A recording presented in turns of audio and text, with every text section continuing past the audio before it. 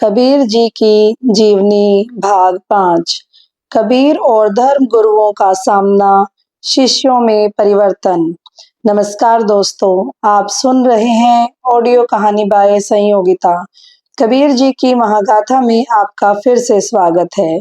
पिछले भाग में हमने सुना कबीर के शिष्यों की टोली कैसे बनी और समाज में उनकी निर्भीक वाणी से कैसी हलचल मच गई। आज हम सुनेंगे कबीर और धर्म गुरुओं का सामना और उनके शिष्यों के जीवन में आया अद्भुत परिवर्तन।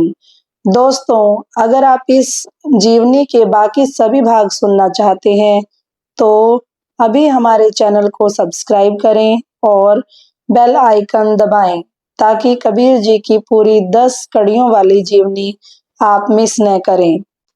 कबीर का प्रभाव और धर्म गुरुओं की ईर्ष्या। कबीर जी की वाणी का असर अब बनारस ही नहीं, आसपास के गांवों और शहरों तक फैल चुका था। उनके दोहे गली गली में गाए जाते थे। लोग कहते कबीर के शब्दों में कोई जादू है, वे सीधे दिल में उतर जाते हैं। पंडित और मौलवी जो खुद को धर्म का रक्षक मानते थे, अब असुरक्षित महसूस करने लगे। वे कहते अगर यह जुलाहा ऐसे ही बोलता रहा तो लोग हमारी बात सुनना छोड़ देंगे। धर्म गुरुओं की सभा। एक दिन बनारस के कुछ प्रमुख पंडित और मौलवी एकत्र हुए। उन्होंने कहा कबीर को सबक सिखाना होगा। वह मंदिर मस्जिद का अपमान करता है और कहता है कि ईश्वर किताबों में नहीं दिल में है। यह सबको भटका रहा है। उन्होंने योजना बनाई कि कबीर को धर्म विवाद में हराकर चुप कराया जाए। कबीर का आमंत्रण। पंडितों की टोली कबीर के करघे पर पहुंची। वे बोले, कबीर, हम तुझसे धर्म की सच्चाई पर बहस करना चाहते हैं, क्या तू तैयार है? कबीर ने शांत भाव से उत्तर दिया, बहस नहीं करनी भाई, सत्य पर बहस नहीं होती। अगर तुम सुनना चाहो तो मेरे शब्द सुनो, नहीं तो मैं करघे पर अपना काम करता रहूंगा। पंडितों ने इसे चुनौती समझा और तय किया कि अगले दिन सभा आयोजित की जाएगी।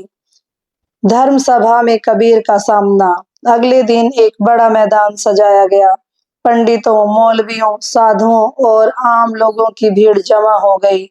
कबीर भी अपने करघे का छोटा सा ताना बाना लेकर आ गए। सभा शुरू होते ही एक पंडित बोला, जुलाहे, तू क्या कहता है, किताबों में भगवान नहीं? तो फिर तूने भगवान को कहाँ देखा है? कबीर मुस्कुराए और बोले, मेरा राम किताबों में नहीं, हर सांस में है।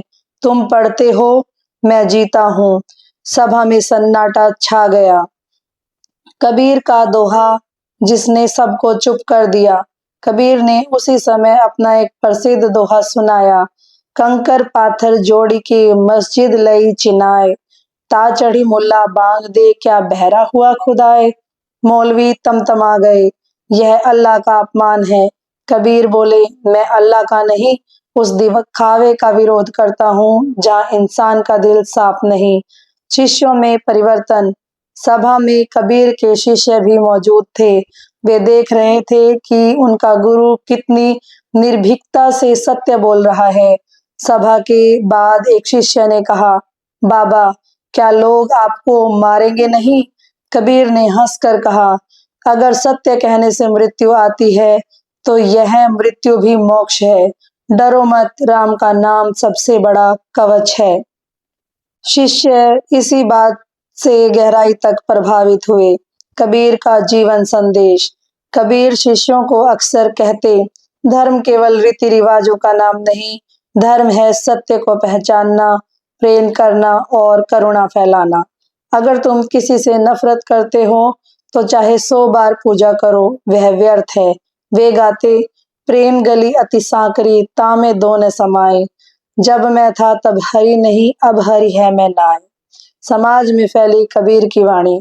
कबीर के दोहे अब साधारण लोगों के गीत बन गए थे। चौराहों पर बच्चे, बुजुर्ग और महिलाएं उनके शब्द गुनगुनाने लगे। किसी ने कहा, कबीर तो भगवान का सच्चा दूत है, वह हमें भीतर झांकना सिखाता है। यह सुनकर धर्म गुरुओं की जलन और बढ़ गई। कबीर का उत्तर, पाखंड से मुकाबला। कबीर ने साफ कहा, अगर कोई यह समझता है कि ईश्वर केवल किसी किताब या मूर्ति में कैद है, तो वह भ्रमित है। ईश्वर तो प्रेम और सत्य है।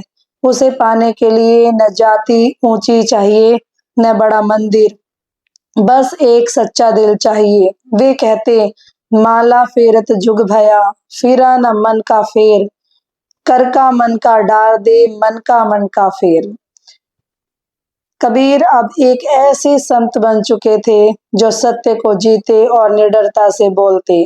उनके शिष्य भी धीरे धीरे इस बात को समझने लगे कि आध्यात्मिकता का असली अर्थ प्रेम, सादगी और सेवा है। दोस्तों, यह था कबीर जी की जीवनी का 5वां भाग।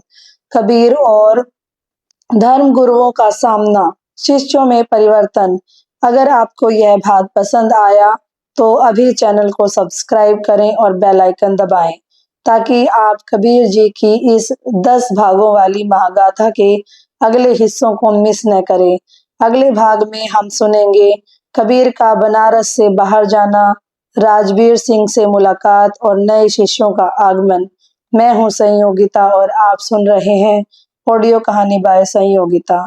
मिलते हैं भाग 6 में। धन्यवाद।